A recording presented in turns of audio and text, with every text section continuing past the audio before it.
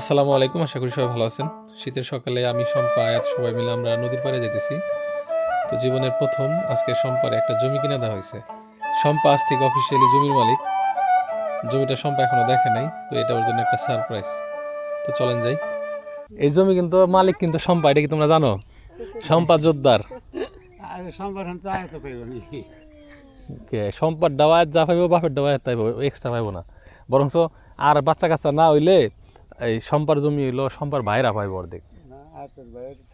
না, যদি আয়াতের ভাইটাই না হয়, আয়াত একা থাকে, তাহলে বাকি অর্ধেক পাইব আয়াত আর অর্ধেক পাইব হইলো ওই ওর দুই ভাই। আর আমি মরে গেলে কিছু পাইব সম্পা আর বাকি অর্ধেক পাইব হইলো আয়াত আর বাকিটা পাইব আমার স্বাস্থ্য ভাই ব্রাদার। মানে জামাইয়ের নামে জমি থাকলে বউ কিছু পায়, কিন্তু বউ মরে গেলে না জামাইতে আর কিছু পায় না। তো এটা কিন্তু অন্যায়, এটা জানো না? হ্যাঁ, তবে আমার জানাই ভুল থাকতে পারে। আমি এইটুকু জানি যে বউর বাঘ মনে জামাই পায় না, জামাই মরে গেলে বউর বাঘ পায়। সম্পারে আসলে এখন পর্যন্ত নিজস্ব কোনো জমি জমা এর আগে কিনা দেওয়া হয় নাই, তো এটাই ফার্স্ট।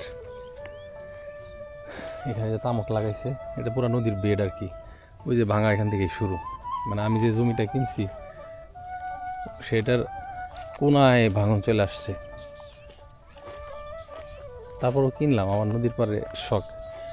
ওই সাইডে যে ভাঙন রোধ করার জন্য জিও ব্যাগ ট্যাগ দিছে, কিন্তু এখান থেকে দেখা যেটা মনে হচ্ছে যে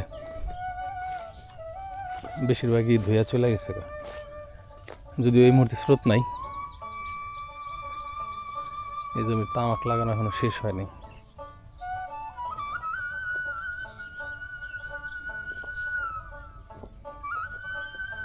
এই যে জমির কর্নার, এখানে বাতা, এখান থেকে সম্পারে দেখা যেতেছে না। ওই যে ওখানে আপনার কুয়াশা কুয়াশা বা ছায়া আছে একটু, যার জন্য বোঝা যাচ্ছে না। চোখে বুঝতেছি না, ক্যামেরাতে কি বুঝবেন।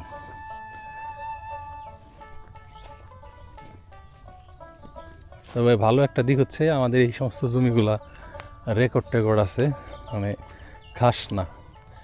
এইরকম নদীর পার্শ্ববর্তী অনেক চর আছে যেগুলো আসলে ঘাস হয়ে গেছে।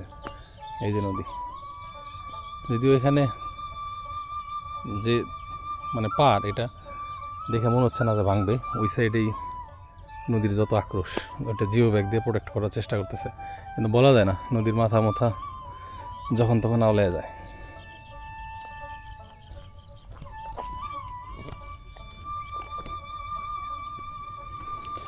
আসলে একটা সময় জমি জমার অনেক নেশা ছিল, এখন শেষ হয়ে গেছে গা।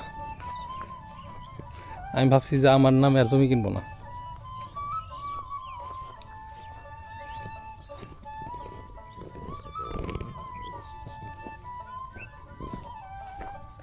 জমি, টাকা পয়সা, এগুলোর নিয়ম হচ্ছে শুধু হাত বদল হওয়া। চিরদিন এই জমি কিন্তু কারো কাছে থাকে না, কবরই থাকে না। মানুষের কবর দেয়, কয়দিন পরে সেখান থেকে হাড় গুড় উঠায় আবার আর একজনের জায়গা দেয়। তো যারা হাজার হাজার একর জমি কিনছে, এই যে টিভিতে পত্রিকায় দেখি দুর্নীতি করছে, কী জন্যে যে করে আল্লাহ জানে আর মাউত জানে। তো আমার একটা স্বপ্ন ছিল যে নদীর পাড়ে একটু এক জায়গায় যদি জায়গা কিনতে পারতাম, তাহলে হয়তো একটা ছোট সোনের ঘর টর, হ্যাঁ, মানে একদম আদিকালের যে গ্রামীণ বাড়ি, কাইন্ড অফ রিসোর্ট টাইপের। তাও সেটা আমার জন্য না, আমার এখানে অনেক ভিজিটর আসে, তারা আমার ওই বাড়িতে এসে আসলে দেখার কিছু পায় না, তো তাদের জন্য আর কি এসে একটু গ্রামীণ পরিবেশে থাকলো। যদি এরকম রিসোর্ট এখন অনেক জায়গায় আছে, ওটা আমারও ইচ্ছা ছিল,